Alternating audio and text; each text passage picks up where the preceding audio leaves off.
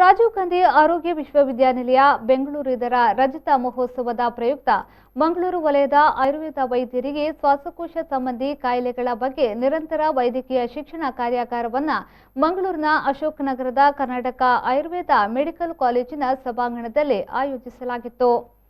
ಕಾಲೇಜಿನ ಸಭಾಂಗಣದಲ್ಲಿ ನಡೆದ ಕಾರ್ಯಕ್ರಮವನ್ನು ಗಣ್ಯರು ದೀಪ ಬೆಳಗಿಸುವ ಮೂಲಕ ಉದ್ಘಾಟಿಸಿದರು.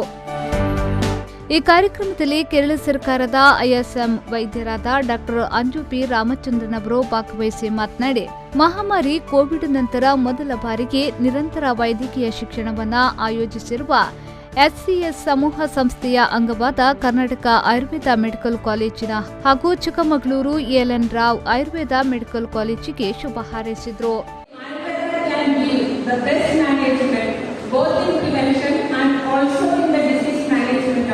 Respiratory disorders. So first of all, I would like to congratulate all the organizers, principals and ambulatories for selecting such a relevant topic for the first CME after the COVID attack. So, as a practitioner or in our day-to-day practice. Dakshina Kannada ಜಿಲ್ಲಾ ಆಯುಷ್ ಅಧಿಕಾರಿ doctor Iqbal ಅವರು ಮುಖ್ಯ ಅತಿಥಿಗಳಾಗಿ ಆಗಮಿಸಿ ಮಾತನಾಡಿ, ಇಂತಹ ಕಾರ್ಯಾಗಾರಗಳು ಆಯುರ್ವೇದ ವೈದ್ಯರನ್ನ ಸದೃಢಗೊಳಿಸಲು ತುಂಬಾ ಸಹಕಾರಿ ಎಂದು ತಮ್ಮ ಅಭಿಪ್ರಾಯವನ್ನ ವ್ಯಕ್ತಪಡಿಸಿದರು.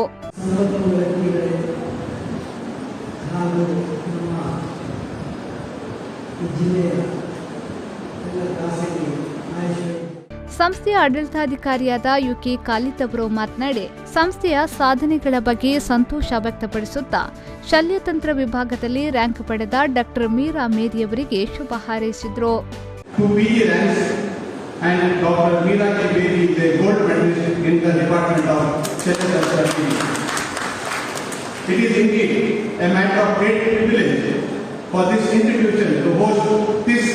illustrious CME, and I thank Rajiv Gandhi University of Health Sciences for giving us an opportunity to organize this CME. ಸಂಪನ್ಮೂಲ ವ್ಯಕ್ತಿಗಳಾಗಿ doctor Rajkumar, doctor Ashwin Kumar, doctor Satyanarayan P ಅವರು ಪಾಲ್ಗೊಂಡಿದ್ದರು. ಈ ಸಂದರ್ಭ ರಾಜೀವ್ ಗಾಂಧಿ ಆರೋಗ್ಯ ವಿಶ್ವವಿದ್ಯಾಲಯದ ಸಿಂಡಿಕೇಟ್ ಸದಸ್ಯರಾದ ಡಾಕ್ಟರ್ ಶಿವಶರಣ್ ಶೆಟ್ಟಿ, ಸೆನೆಟ್ ಸದಸ್ಯರಾದ ಡಾಕ್ಟರ್ ಶರಣ್ ಶೆಟ್ಟಿ ಉಪಸ್ಥಿತರಿದ್ದರು. ಡಾಕ್ಟರ್ ಅಕ್ಷತಾ ಹಾಗೂ ಡಾಕ್ಟರ್ ಶ್ರುತಿ ನಾಯಕ್ ಕಾರ್ಯಕ್ರಮವನ್ನು ನಿರೂಪಿಸಿದ್ರು. ಡಾಕ್ಟರ್ ಶ್ರುತಿ ಭಟ್ ಪ್ರಾರ್ಥಿಸಿದ್ರು. ಕರ್ನಾಟಕ ಆಯುರ್ವೇದ ಮೆಡಿಕಲ್ ಕಾಲೇಜಿನ ಪ್ರಾಂಶುಪಾಲರಾದ ಡಾಕ್ಟರ್ ಸಂತೋಷ್ ಕುಮಾರ್ ಜೆ ಅತಿಥಿಗಳನ್ನು ಸ್ವಾಗತಿಸಿದ್ರು. ಎಎಲ್ಎನ್ ರಾವ್ ಆಯುರ್ವೇದ ಮೆಡಿಕಲ್ ಕಾಲೇಜಿನ ಕೊಪ್ಪ ಇದರ ಪ್ರಾಂಶುಪಾಲರಾದ ಡಾಕ್ಟರ್ ಸಂಜಯ್ ಅವರು ವಂದಿಸಿದ್ರು. ಬ್ಯೂರೋ ರಿಪೋರ್ಟ್ ವಿ4 ನ್ಯೂಸ್ ಮಂಗಳೂರು.